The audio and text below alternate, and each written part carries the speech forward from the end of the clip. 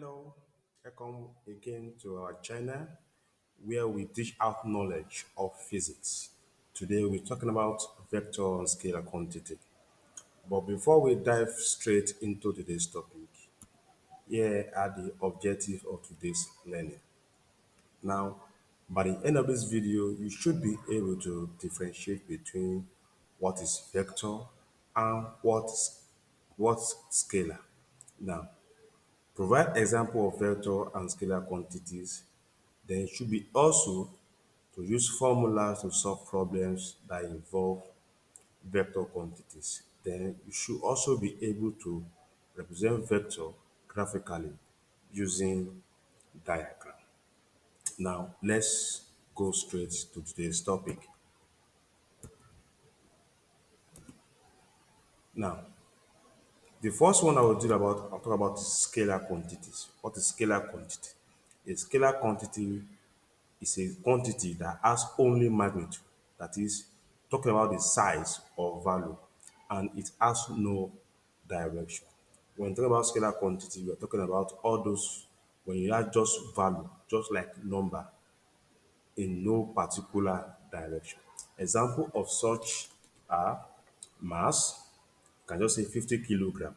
Just talking about the 50 kilogram. The kilogram is telling you about the kind of quantity you actually measure. So we also have temperature, which is 30 degrees Celsius, time, like 2 hours, distance, like let's say 100 meters, then speed, like 60 kilometer per hour or meter per second. All these ones, they are examples of scalar quantities. You can see that there is no way we have mentioned their direction. In what way are they acting? Definitely they have no direction. That's why we call them scalar quantity. Another one I will talk about, look at here. These are the diagram representation of the scalar. We have a car. A car can be speeding along a road in no direction. Then mass, volume, and time. The other side is the vector that we're talking about. Now, what do we have here? We have vector quantities here. A vector quantity has both magnitude, that is, it has size or value, then also direction. That is, unlike the scalar quantities that have only size and value, these ones they have both size and what direction. Now, displacement. You can see the difference between distance and displacement. Somebody can just have distance but no displacement. But you can move along a road in no particular direction. But when it is displacement, you are facing different direction at every point in time. For instance, you are moving from one street to another. Once you're on a street, you face one direction. When you change this position, you also change direction as well. Now, displacement is part of vector quantities, that is 9 meter to the east. You can see we say 9 meter to the east, telling you the direction in which a particular object moves. For instance, like a car. Now we have velocity, like 20 meter per second northward. That is, a car is moving with the velocity towards the north with a value of 20 meter per second. Then we also have force, which is 10 Newton upward. You can press something down with a particular force, you can see from the word down, I'm just telling you that it's the southward. Then acceleration, which is 5 meter per second square to the right. You are always, after you measure the value or the size, you are always accompanying with the direction. They also have momentum, 50 kilogram meter per second to the south. All those south, north, right are indicating direction. Now, vector quantities are the reason why we are actually talking about this topic, because there are more to it. Now, to unlike scalar quantity, you can add them just like our normal addition and subtraction without no special calculation involved. For instance, 50 plus 50, that's 100, 20 plus 20, that's 40, 20 minus 10, that's 10, without having to use any special calculator to get it. But for vector, For vector, there is we have what we call vector representation. Before we can be able to add two or more vectors successfully, we have to get what we mean by what? Vector representation. The first thing to do is to add two vectors, we have to what? Represent them in form of diagram. Now, in some textbook, we write the value, then there will be an arrow bar on the edge. I will show that in the course of our topic in our lesson today. Now, representing vector in two dimensions, just like x and y. Y represent the vertical axis and x represent the horizontal axis. That is how to represent vector. There are times we might have two or more, whereby you have two planes, that will be x and y axis, the angle between them is 90 degrees. At times it will be on the opposite direction, whereby the angle between them is like 180 degrees. Then we have adding vectors, vector subtraction, then using trigonometric function with vector. That is how we will be representing vector from now. Now, look at it now.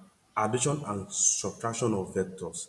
You can see this 5, this number you have there is the value or the magnitude or the size. This arrow is telling you the direction of this force. For instance, this is a force now, you can see. Then we have now want to add the same value but opposite in direction. That is, they are acting opposite to each other. So when you add two equal but opposite direction vectors together, the resultant will be equals to 0. Now look at this one now. You have 5 Newton force moving to the right, another 10 Newton force moving also to the right. Their combination will be 10 plus 5, that will be 15 in the same direction. Now look at it. You have a 5 Newton force moving to the right, then another 10 Newton force moving to the left. So you have to do, it's just like you are adding two opposite force, but they are not equal in magnitude. So what you have there will be minus 5 towards the right, because the one that is moving opposing have more value than the one that is moving towards the right. The same thing applies here, just like the example we have here. Now look at this one. You can also represent it using upward arrow and downward arrow. It's still the same thing. Just that this one they are horizontal, while the last example is vertical. Now let's look at it in term of force. Now, two original forces. You can see one is acting. We have two forces acting on an object here. One is towards the east, while the other one is towards the west. Now, the one towards the no, one towards the west, sorry, then the other one towards the east. Now, the one towards the east has more magnitude than the one towards the west. So, definitely, there will be more force that will be acting. By the time you subtract, there will be extra two force that will be moving towards the east. Now, look at the resultant force now. Definitely, this object will move towards the east with 2 Newton force. Take, for instance, for an illustration, you have two people that are doing that engage in a tug of war. Now, one is dragging towards this side with 2 Newton force. Then we have another man that is dragging towards this side with 4 Newton force. Now, let me leave you to this thinking. Which of them do you think will win the race? Of course, the one with more force will win. So the one with more force will drag the lower force to its side with extra 2 Newton force. By the time you subtract this Newton force from it, now look at it here.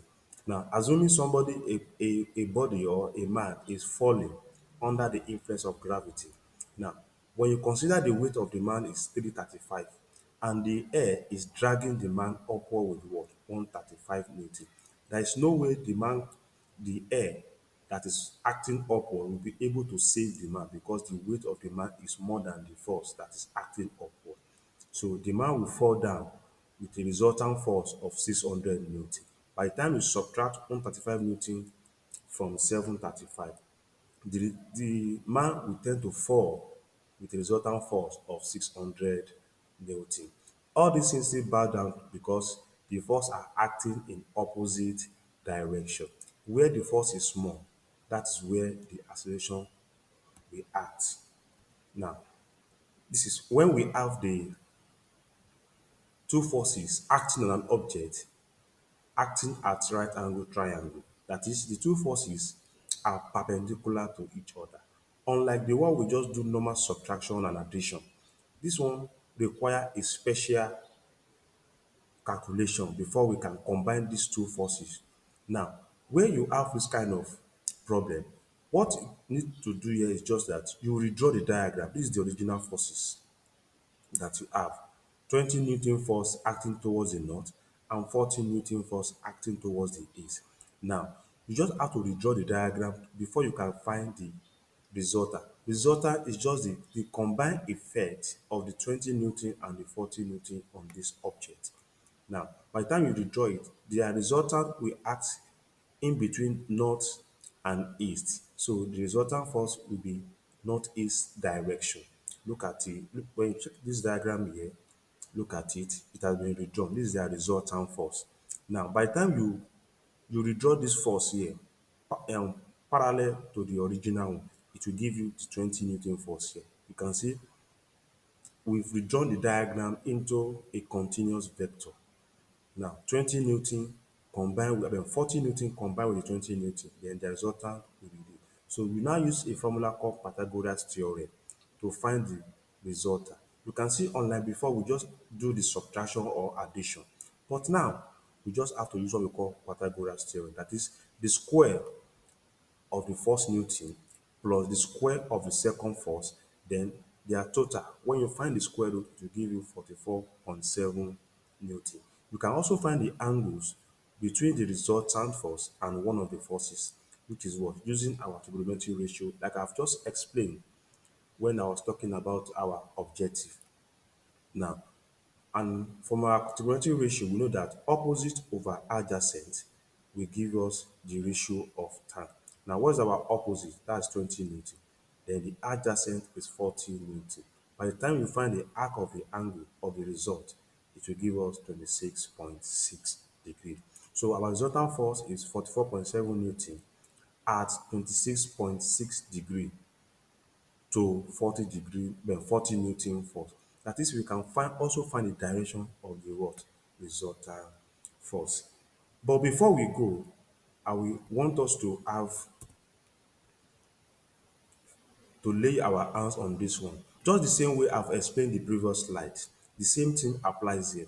Now, these are two forces, 5 Newton force and 12 Newton force, acting at a point. Now, what you need to do is just draw your line starting from this where they intersect towards your right in a northeast direction.